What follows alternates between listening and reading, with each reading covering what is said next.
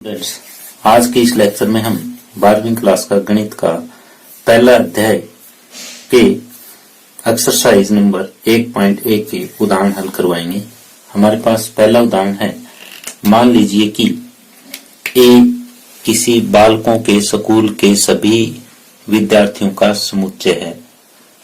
दर्शाइए कि आर एक संबंध हमें दिया हुआ है ए बी की बहन है द्वारा प्रदत्त संबंध रिक्त संबंध है तथा आर डैश ए तथा बी की ऊंचाइयों का अंतर 3 मीटर से कम है द्वारा प्रदत्त संबंध एक सार्वत्रिक संबंध है। तो हमें यहाँ पे दो प्रश्न दिए हुए हैं। एक प्रश्न में तो हमें एक संबंध ऐसा दर्शा रखा है जिसमें यह दिया हुआ है कि ए बी की बहन है और ये संबंध हमें दिखाना है कि ये रिक्त है। और दूसरा संबंध आर डैश दिया गया है ए बी की ए और बी की ऊंचाइयों का अंतर 3 मीटर से कम है। ये दिखाना है कि ये सार्वत्रिक संबंध है। तो अब हम इसका हल करते हैं। तो हल में इस तरह से पहले ये वाला लेते हैं। आर ए बी और ए बी की बहन है। अब यहां पे देख रहे हैं ये स्कूल है वो बालकों का है। बालकों का स्कूल है यानी उसमें केवल लड़के पढ़ रहे हैं। बालिकाओं का स्कूल ये नहीं है तो लड़कियां उसमें है ही नहीं। तो हम ये कह सकते हैं किसी भी बालकों के स्कूल में बालिका नहीं हो सकती। अतः ये ए जो है वो बी की बहन नहीं हो सकती। अतः ए बी की बहन नहीं हो सकती। अगर ए बी की बहन नहीं हो सकती तो इसका मतलब जो आर है संबंध वो हमारा रिक्त संबंध है। इसको हम कह सकते हैं कि आर रिक्त संबंध है। और दूसरा पार्ट इसका है आर डैश,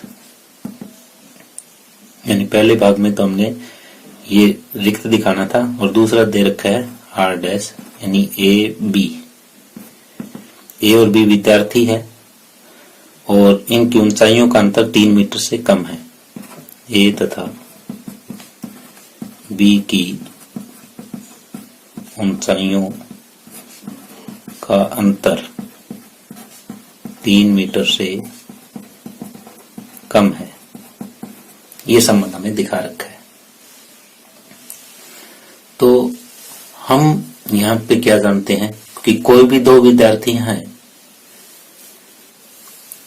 उनका जो ऊंचाइयों का अंतर होगा वो 3 मीटर से तो कम होगा ही होगा। 3 मीटर से ज्यादा का अंतर हो ही नहीं सकता। तो यहाँ पे लिखते हैं हम कि यह स्पष्ट है कि किन्हीं दो विद्यार्थियों या बालकों लिख सकते हो कि ऊंचाइयों का अंतर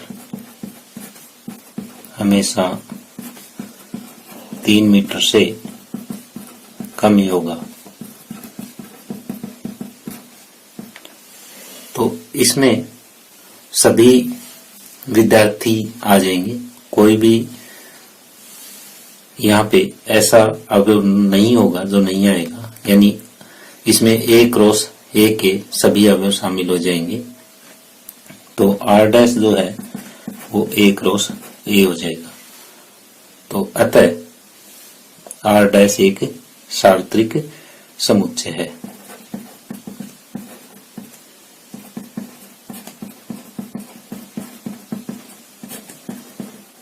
सार्वत्रिक संबंध है।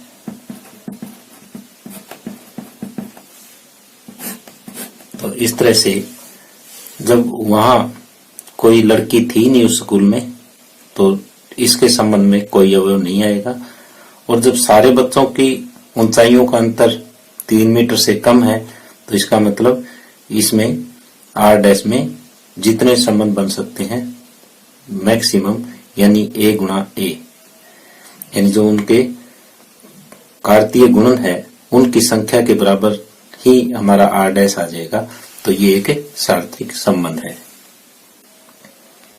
उदाहरण 2 हमारे पास, मान लीजिए कि T किसी समतल में स्थित समस्त त्रिभुजों का एक समुच्चय है। समुच्चय T में R बराबर T1 T2 और T1 T2 में आपस में संबंध ये है कि ये दोनों सर्वांग सम है। एक संबंध है, सिद्ध कीजिए कि R एक तुल्यता संबंध है। तो हमें R तुल्यता संबंध डिक्लेयर करने के लिए जो हमें ये R दिया हुआ है, ये तुल्यता संबंध दर्शाने के लिए हमें ये दिखाना पड़ेगा कि जो R है ये समतुल्य भी है, सममित भी है और संक्रामक भी है। तो पहले हम समतुल्य पे चर्चा करते हैं।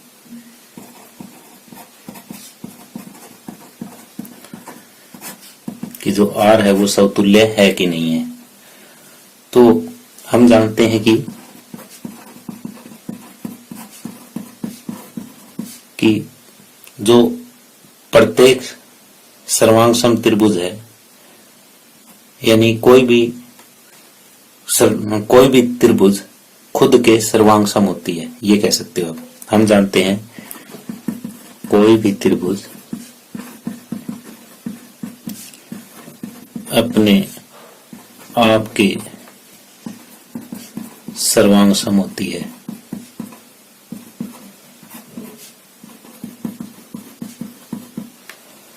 यानी कोई त्रिभुज है वो खुद के सर्वांग सम है।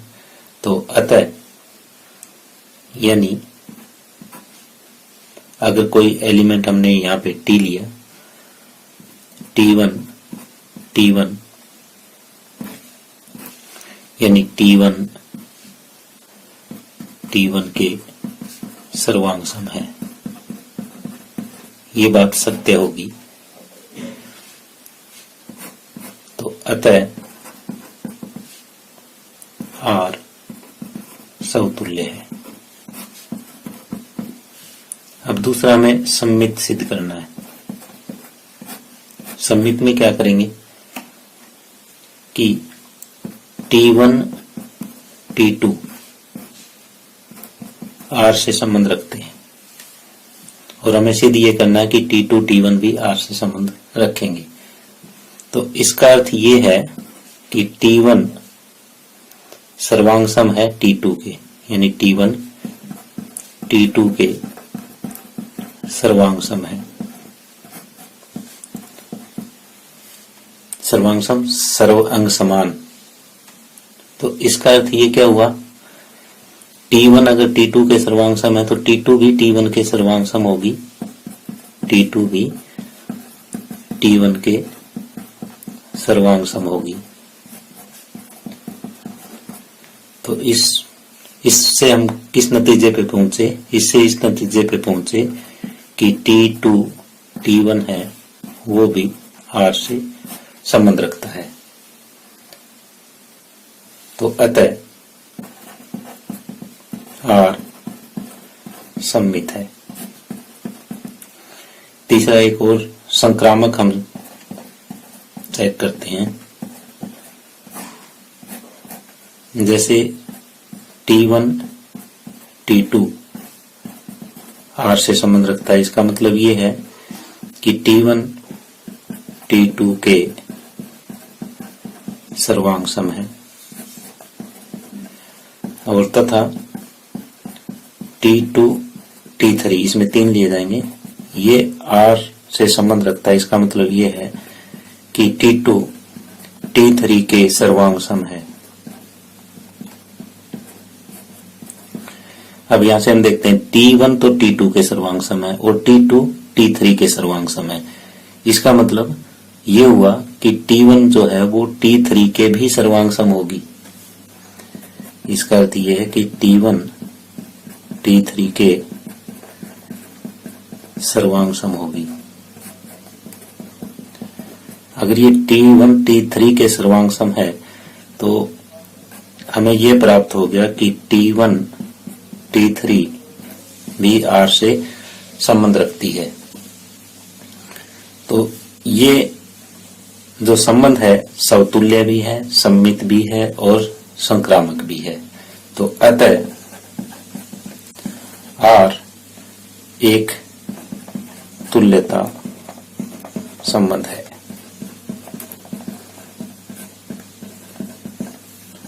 तो इस तरह से हमारा उदाहरण नंबर 2 कंप्लीट होता है। उदाहरण 3 है हमारे पास। मान लीजिए कि L किसी समतल में स्थित समस्त रेखाओं का एक समुच्चय है तथा R L1 L2 पे लंब है, यानी पहला अवयव दूसरे पे लंब है।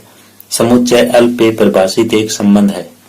सिद्ध कीजिए कि R सम्मित है किंतु न समतुल्य है और न ही संक्रामक। तो हमें जो ये R दिया हुआ है वो इस टाइप से दिया हुआ है।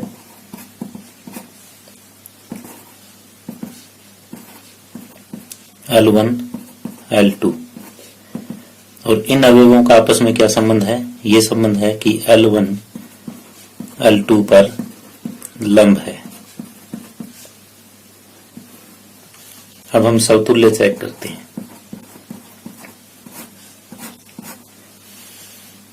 अब हम जानते हैं कि कोई भी रेखा खुद पे लंब नहीं हो सकती। हम जानते हैं कि कोई रेखा खुद पर लंब नहीं हो सकती।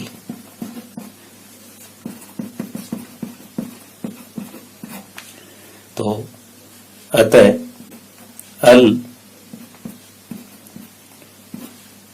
L1 मैंने लाइन का नाम लिया। L1 जो है L1 के लंब है, तो ये बात सत्य नहीं है।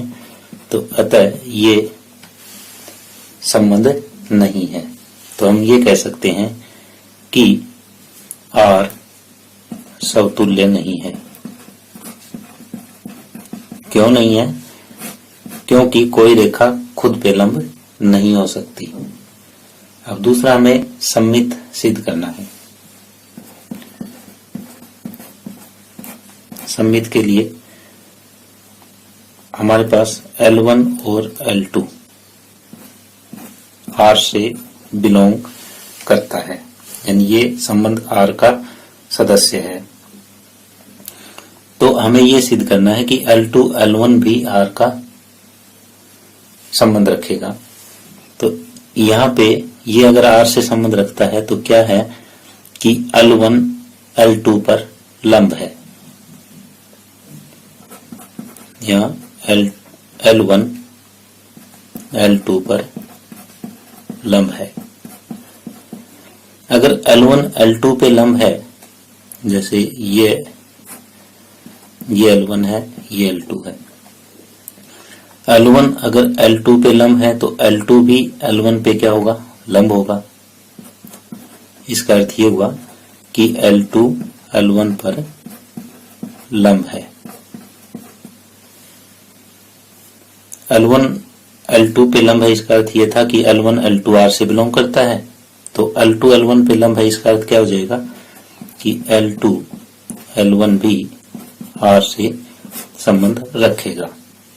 अतः हम ये कह सकते हैं कि R सम्मित है। तीसरा हम संक्रामक चेक करेंगे कि हमारा दिया गया संबंध है वो संक्रामक है कि नहीं है। तो इसमें L1 L2 L3 तीन लेते हैं कि L1 और L2 R से संबंध रखते हैं, L2 और L3 भी R से संबंध रखते हैं, और हमें ये दिखाना है कि L1 L3 भी R से संबंध रखेगा। अगर रखता है तो संक्रामक है, नहीं तो संक्रामक नहीं है। L1 L2 R से संबंध रखता है, इसका अर्थ क्या हुआ? इसका अर्थ ये है कि L1 L2 पर लंब है। इसका अर्थ ये है कि L2 L3 पर लंब है,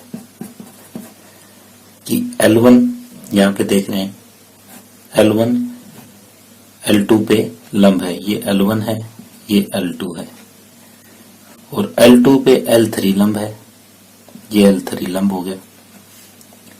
तो क्या L1 पे L3 लंब होगा? नहीं, ये तो समांतर होगा। तो L1 उपरोक्त दोनों से देखें तो L1 L3 के समांतर होगा, ये लंब नहीं होगा।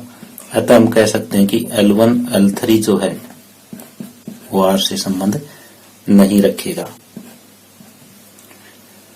तो ये संक्रामक नहीं है। अतः R संक्रामक नहीं है।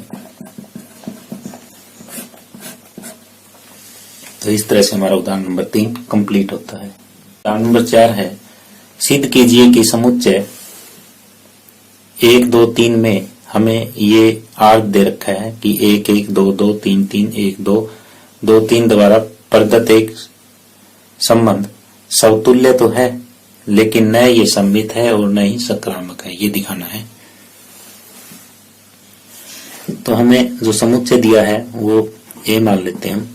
ये समुच्चय दिया हुआ है 1 2 और 3, और इससे जो संबंध दर्शा रखा है वो ये है 1 1 2 2 3 3 1 2 2 3।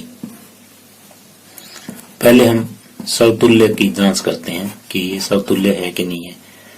जैसे इसमें हमारे पास 1 2 3 ये 3 अवयव हैं, तो R में हमारे पास क्या क्या होना चाहिए? R में हमारे पास ये होना चाहिए,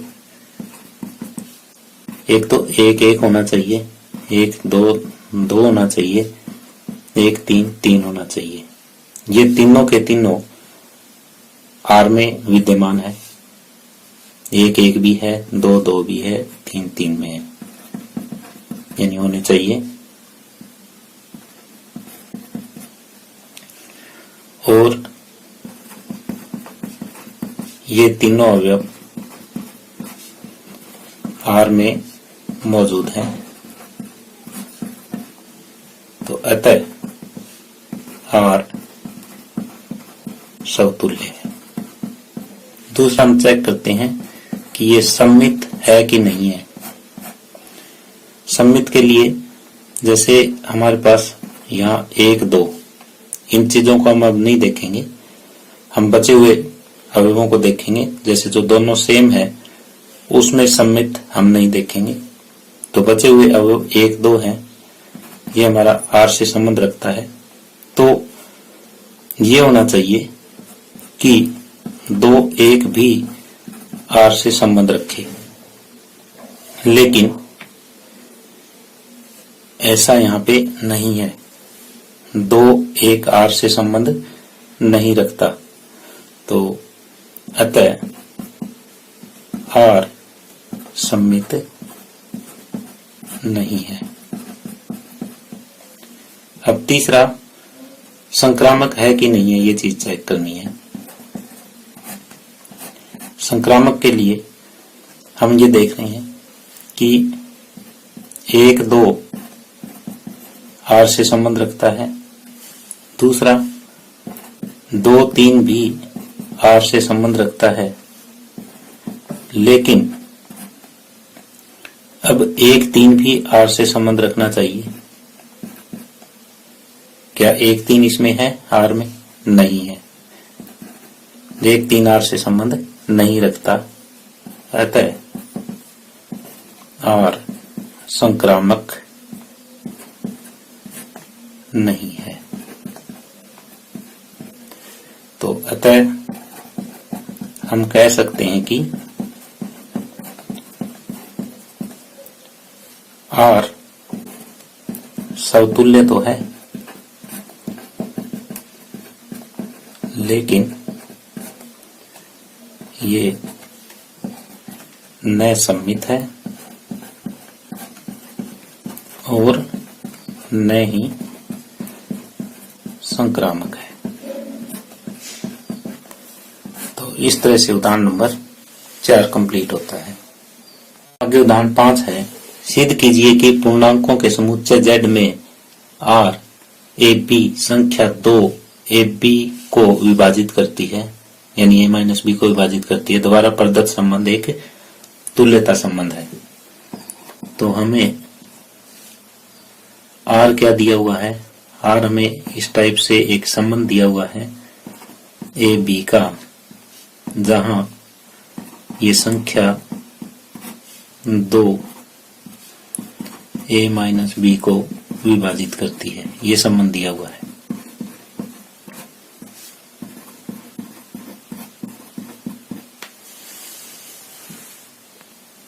हमें ये दिखाना है कि जो ये संबंध है ये तुल्यता संबंध है, यानी ये समतुल्य भी है, सम्मित भी है और संक्रामक भी है, तीनों दिखाने हैं।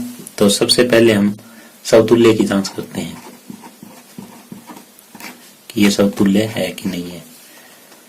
तो अब हम मान लेते हैं कि A जो है Z से संबंध रखता है, कि सारे के सारे A Z से संबंध रखते हैं, क्योंकि ये पूर्णांकों Z या जो समुच्चय दिया हुआ है वो Z दिया हुआ है के लिए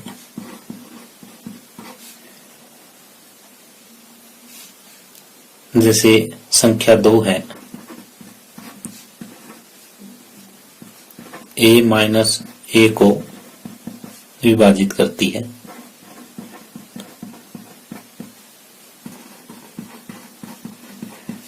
यानी कोई भी संख्या जो है वो 0 को विभाजित करेगी। तो a हमारा R में शामिल होगा। तो अतः a R में शामिल होगा, यानी R से संबंध रखेगा। यानी सभी, ये लिखो, सभी a बिलोंग्स टू Z के लिए संख्या 2 a माइनस a को विभाजित करती है। क्यों? क्योंकि कोई भी संख्या 0 को विभाजित करेगी, अतः a R से संबंध रखेगा। तो अतः R समतुल्य है।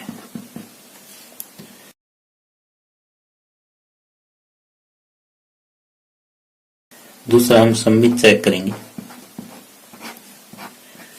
सम्मित में ये लेते हैं कि यदि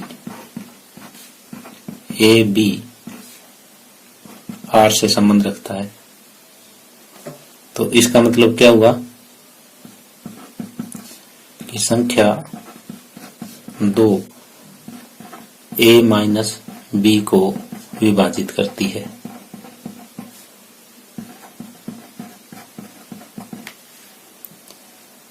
तो 2 जो है a माइनस बी को विभाजित करता है तो b माइनस a को भी करेगा। ये क्या इंप्लाइज करता है? तो संख्या 2 जो है b माइनस a को भी विभाजित करेगी। अगर 2 b माइनस a को विभाजित करती है तो इसका अर्थ ये हुआ कि b a भी R से संबंध रखता है। हम ये लेके चले थे कि ए बी यदि R से संबंध रखता है, और प्रूव क्या कर दिया कि बी ए भी R से संबंध रखेगा। तो अतः R सम्मित है। तीसरा, संक्रामक के लिए चेक करना है कि R संक्रामक है कि नहीं है। इसमें 2 चीजें हैं। यदि ए बी R से संबंध रखता है और बी सी भी R से संबंध रखता है, तो हमें यह दिखाना है कि ए सी भी R से संबंध रखेगा। तो ए बी R से संबंध रखता है तो इसका अर्थ ये हुआ कि संख्या 2 a माइनस बी को विभाजित करती है और बी सी संबंध रखता आर से, इसका अर्थ ये है कि जो संख्या 2 है वो बी माइनस सी को विभाजित करती है। यानी a माइनस बी को 2 विभाजित करता है, तो इसका मतलब a माइनस बी एक सम संख्या है। b माइनस सी को भी 2 से विभाजित किया जा सकता है, तो इसका मतलब b माइनस सी भी एक सम संख्या है। तो यदि हम इन दोनों सम संख्याओं को जोड़ें तो भी हमारे पास क्या आएगी, एक सम संख्या ही आएगी।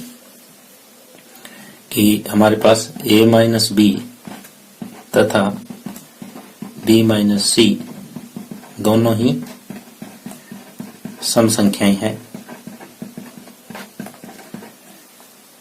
यदि इन दोनों को जोड़ते हैं तो भी एक सम संख्या आएगी। यानी a minus B plus B minus C बराबर एक सम संख्या होगी। तो अगर इसको हम जोड़ें तो b से b कट जाएगा, तो a माइनस बी ये भी एक सम संख्या है, और जो सम संख्या है वो 2 से विभाजित होगी। तो अतः a माइनस सी 2 से विभाजित होता है, और 2 से विभाजित होता है, तो इसका अर्थ ये हुआ कि ए सी भी आर से संबंध रखता है। तो अतः आर संक्रामक भी है। तो हम यहां से देख रहे हैं कि आर समतुल्य भी है, सम्मित भी है, संक्रामक भी है, तीनों है। तो अतः ये एक तुल्यता संबंध है। आर एक तुल्यता संबंध है। क्यों है? क्योंकि ये समतुल्य भी है, सम्मित भी है और संक्रामक भी है। तो इस तरह से हमारा उदाहरण नंबर 5 कंप्लीट होता है। अच्छा है, मान लीजिए कि समुच्चय A, इसमें 1 2 3 4 5 6 7 ये 7 अवयव हैं, में R A B इस तरह का संबंध है कि A और B दोनों या तो विषम है या दोनों ही सम है। दोबारा परिभाषित एक संबंध है, तो सिद्ध कीजिए कि R एक तुल्यता संबंध है। हमें पहले तो ये सिद्ध करना है कि जो ये संबंध दर्शाया गया है ये तुल्यता संबंध है। इसके साथ ही सिद्ध कीजिए कि उपसमुच्चय 1 3 5 7 जो विषम संख्याओं का समुच्चय है वो एक दूसरे से संबंधित है, और दूसरा उपसमुच्चय 2 4 6 इसके सभी अवयव एक दूसरे से संबंधित है। परंतु उपसमुच्चय 1 3 5 7 का कोई भी अवयव उपसमुच्चय 2 4 6 से किसी भी अवयव से संबंधित नहीं है। ये चीज दर्शानी है। तो हमें समुच्चय दिया हुआ है A, इसमें 1 2 3 4 5 6 और 7 अवयव दिए हुए हैं, और जो संबंध दर्शा रखा है वो इस तरीके से है कि या तो ये दोनों सम है या ये दोनों विषम है। या तो A तथा B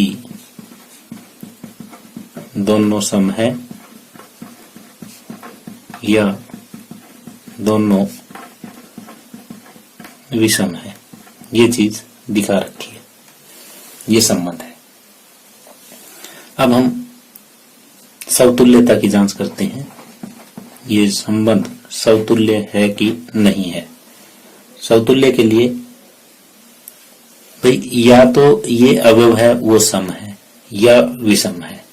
तो A का प्रदत्त कोई अवयव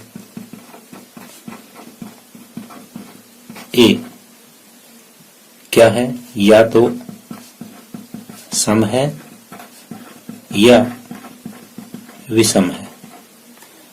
तो अतः A R से संबंध रखेगा।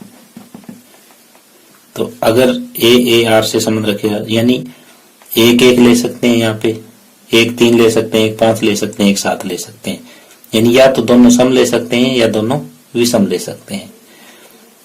तो ये संबंध रखेगा, अतः R समतुल्य है।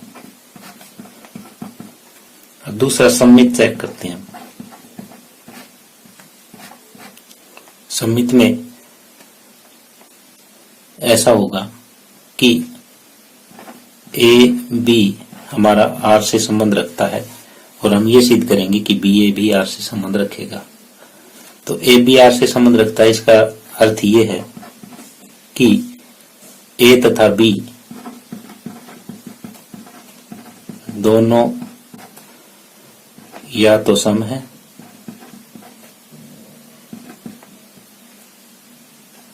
दोनों या तो सम है या विषम है। तो इस ए और बी दोनों या तो सम है या विषम है। इसको हम ये भी कह सकते हैं बी तथा ए दोनों सम है या विषम है। तो इसका अर्थ ये हुआ कि बी ए जो है वो भी आर से संबंध रखता है, अतः आर सममित है। तीसरा संक्रामक चेक करते हैं। संक्रामक ये कहता है कि अगर ए बी आर से संबंध रखता है, बी और सी भी आर से संबंध रखता है, तो हमें यह दिखाना है कि ए सी भी आर से संबंध रखेगा। ए बी आर से यहां संबंध रखता है, तो इसका मतलब ए तथा बी दोनों या तो सम है या विषम है। इसी तरह से बी सी अगर आर से बिलोंग करता है, तो इसका अर्थ ये हुआ बी तथा सी दोनों या तो सम है या विषम है। जब यहाँ पे अगर ए और बी दोनों विषम मानते हैं, तो यहाँ बी विषम आ गया, तो सी भी विषम होगा। तो ए बी अगर आर से संबंध रखता है, तो बी सी भी ए बी आर से संबंध रखता है, बी सी भी आर से संबंध रखता है। तो इसका अर्थ ये है कि ए तथा सी दोनों या तो सम है या विषम है। तो यहाँ पे हमने ये डिक्लेयर कर लिया कि ए सी जो है वो आर से संबंध रखता है, अतः आर संक्रामक है। तो यहाँ पे आर समतुल्य भी है और सममित भी है और संक्रामक भी है। तो ये तीनों संबंध यहाँ पे है, तो आर में तुल्यता का संबंध है। तो अतः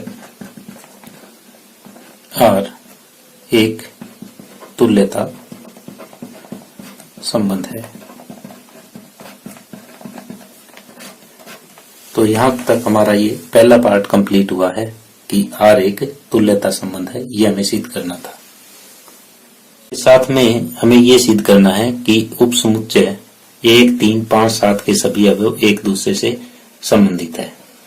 तो 1, 3, 5, 7 ये देख रहे हैं हम, तो ये सारे के सारे विषम हैं। कि पुनः उपसमुच्चय 1, 3, 5, 7 ये दिया हुआ है कि सभी अवयव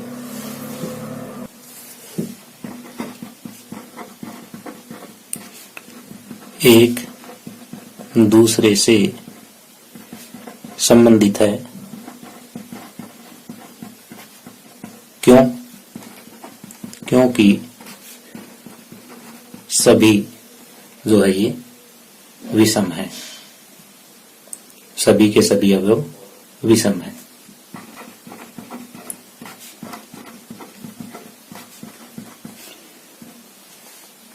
और दूसरा एक उपसमुच्चय और दिया हुआ हमें 2, 4, 6।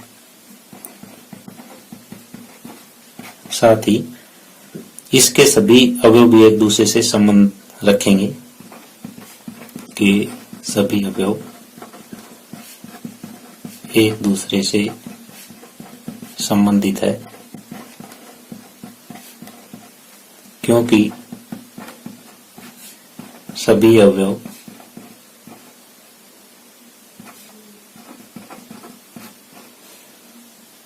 सम है।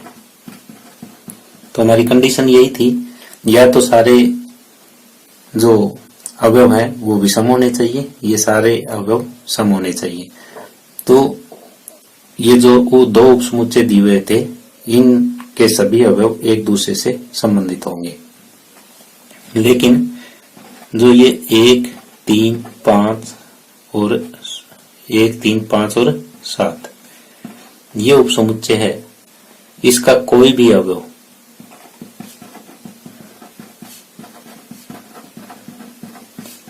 दो, 4, 6 के साथ संबंधित नहीं होगा। क्यों नहीं होगा? क्योंकि जो पहला समुच्चय दिया हुआ है उसमें तो विषम संख्याएं हैं, और जो दूसरा अवयव दे रखा है वो सम संख्याओं का है, क्योंकि 1, 3, 5, 7 के अवयव विषम है तथा 2, 4, 6 के अवयव सम है। तो या तो दोनों सम होने चाहिए थे या दोनों विषम होने चाहिए थे, या तो एक सम आ गया एक विषम आ गया, इसलिए ये दोनों उपसमुच्चय आपस में संबंधित नहीं हो सकते। तो इस तरह से हमारा उदाहरण नंबर 6 कंप्लीट होता है।